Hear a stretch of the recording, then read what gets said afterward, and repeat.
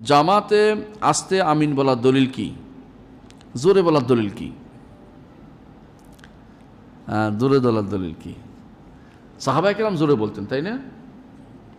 এবং হাদিসে আছে আমিন মাদ্দা বেয়াসাউত, লম্বা করতেন, এটা তো হাদিসটা।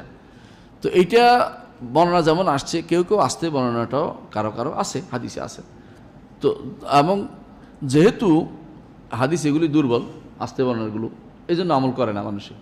দুর্বল যেগুলো বড় করে বলারটাই শুদ্ধ, সেটার উপর আমল করে। জোরে বললে কি সওয়াব অতিরিক্ত? সওয়াব হচ্ছে একটা, এটা সুন্নতকে অনুসরণ করা, অতিরিক্ত কোনো সওয়াব তো এখানে নেই। আস্তে বললেও কিন্তু তার ওইটা আদায় হবে। কোনটা? রাসূলুল্লাহ সাল্লাল্লাহু আলাইহি ওয়াসাল্লাম যেটা বলেছেন, মান ওয়াফাকা তামিনহু তামিনুল মালায়েকা গুফিরা লাহু মা তাকাদ্দাম। ফেরেশতাদের আমিনের সাথে যার আমিন মিলে যাবে তার গুনাহ ক্ষমা করে দেওয়া হবে। এটা কিন্তু জোরে আস্তে যেভাবে বলে হবে এইটা।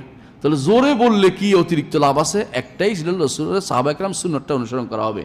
এই সুন্নতটা অনুসরণ করার জন্য মারামারি করা যাবে, হানাহানি করা যাবে। এইটা হচ্ছে আমাদের এই আদর্শ নিতে হবে যে এইখানে এই জায়গাটুকু মারামারি জায়গা নয়, এই জায়গাটুকু হলো আবেগের জায়গা। আল্লাহ রসুল জোরে বলেছে, সাহাবায়ে কেরাম জোরে, আমি জোরে বলবো। আর আমি কেন বলছি এটা বুঝি আগে। আল্লাহ তুমি কবুল করো, আমি একটু আবেগে আপ্লুত হয়ে আল্লাহর কাছে চাওয়ার বিষয়। যে ব্যক্তি অন্তরে আবেগ নাই সে আসতে বলতেছে, আমার তো আবেগ আসে বলে আমি বলছি। আমার আবেগকে আরেকজন আসতেছে না, তার আবেগ আনার চেষ্টা করি, কিন্তু সে বলে নাই বলেই তাকে আমি কি করি না, তার সালাত হচ্ছে না বা তার সমস্যা হচ্ছে, তার কি করলো, অথবা আমিন বলতে দেয় না কেন, আমি ওসে থাকবো না, এই জাতীয় কাজগুলি আমরা না করি। আল্লাহ আমাদের বুঝার তৌফিক দান করুন।